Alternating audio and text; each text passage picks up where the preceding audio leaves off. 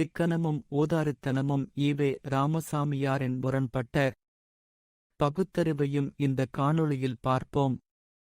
EV Ramasamy சொன்னது, நாளைக்கு வேண்டுமென்று தேடும் தன்னம்பிக்கையற்ற தன்மையும் எவ்வளவு கிடைத்தாலும் போதாது என்கிற ஆசை அடிமைத் தன்மையையும் மனிதனின் பிறப்புரிமையாகிய தன்மானத்திற்கு இயற்கை தடைகள். குடியரசு, ஜனவரி 9, 1927. ஈவே ராமசாமி தன்னை மீண்டும் முட்டாள்தனமான முரண்பாட்டுக்காரர் என நிரூபித்திருக்கிறார். காரணம், சிக்கனத்திற்கு பேர் போன குருவி சேர்ப்பது போல் சொத்து சேர்த்த ஈவே ராமசாமி நாளைக்கு வேண்டுமென்று தேடும் குணத்தை தன்னம்பிக்கையற்ற தன்மை என்றது அவரது பாழும் முரண்பாட்டைத்தான் காட்டுகிறது. உதாரித்தனமாக செலவு செய்பவன்தான் நாளை என்பதை பற்றி கவலைப்படாமல் அன்றாடம் சம்பாதிப்பதை அன்றைக்கே செலவு செய்து மறுநாளில் செலவுக்கு என்ன செய்வது என தெரியாமல் தலையை சொரிந்து கொண்டு நிற்பான். அவனைத்தான் ஈவே ராமசாமி ஆசையை வென்றவனென புகழ்வாரா? சேமிக்கிற பழக்கத்தை குழந்தைகளுக்கு சிறுவயதிலிருந்தே கற்றுக் கொடுங்கள் என சொல்வதை என் தாரக மந்திரமாகவே வைத்திருக்கிறோம். அந்த பழக்கம் தன்னம்பிக்கையற்ற தன்மையா? நாளைக்கும் வேண்டும் என்று சம்பாதித்ததில் ஒரு பகுதியை எடுத்து வைத்தவர்கள்தான் கொரோனா பேரிடர் காலத்தில் தப்பிப் பிழைத்தவர்கள். வேலை இழந்து வருமானம் இழந்து தற்கொலை செய்து கொண்டவர்களெல்லாம் ஈவே ராமசாமி சொன்ன நாளைக்கு வேண்டுமென்று தேடும் தன்னம்பிக்கையற்ற தன்மையை வெல்ல முடியாதவர்கள்தாம். ஈவே ராமசாமியிடம் இருவேறு முரண்பட்ட குணங்கள் எல்லா விஷயத்திலும் உண்டு. குடியை எதிர்ப்பார், குடியை ஆதரிக்கவும் செய்வார். விபச்சாரத்தை எதிர்ப்பார், பிறகு விபச்சாரத்தை ஆதரிப்பார். சிறுபான்மை சமூகத்தை ஆதரிப்பார், பிறகு அவர்களையே கடுஞ்சொற்களால் விமர்சிப்பார். நிலையான அறிவை பெற்றிடாத ஆசாமி ஈவே ராமசாமி என சொல்லலாம். அவர் முரண்படாத விஷயங்களே கிடையாது எனும்போது பணம், ஆசை, பொருளீட்டல் போன்றவற்றில் மட்டும் முரண்படாமலிருந்தால் அவரது பகுத்தறிவுக்கே மாபெரும் மானக்கேடில்லையா? அதனால் அதிலும் அசிங்கமாய் முரண்படுகிறார் என சொல்லலாம். நாளைக்கு வேண்டுமென்று தேடுவது தன்னம்பிக்கையற்ற தன்மை என ஈவே ராமசாமி கூறுவதைதான் அறிவற்ற தன்மையைக் கொண்டது என சொல்லலாம். வருஷத்திற்கு 3 மாதங்கள் மழைக்காலமாய் உள்ளது. 12 மாதத்திற்கும் தேவையான நீரை அந்த 3 மாதங்களில் கிடைக்கிற மழைநீரை வைத்துதான் சரிக்கட்ட வேண்டும். எதுக்குடா அணையை கட்டி வச்சு மழை நீரை சேமிக்கிறீங்க? வெயில் காலம் வரும்போது அப்போது பார்த்துக்கலாம்.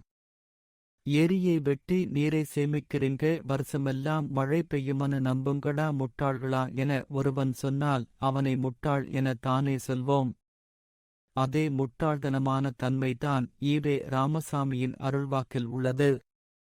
மனிதன் தம் வாழ்நாளில் பொருளீட்டும் காலம் என்பது மழைக்காலம் போலே கணிசமான கால அளவில்தான். ஒருவன் தன்னம்பிக்கையற்ற தன்மையால் நாளைக்கு வேண்டுமென பொருள் தேடவில்லை. சில நேரங்களில் இன்றைய வாழ்வைப் போல் நாளைய வாழ்வில்லாமல் போகலாம். நாளை என்ன வேண்டுமானாலும் நடக்கலாம். நல்லா இருந்த மனுஷன்தான் திடீர்னு முடியாம போச்சு, ஆஸ்பத்திரிக்கு போனார், 2 லட்சம் காலி என கூறக் கேட்கிறோம்.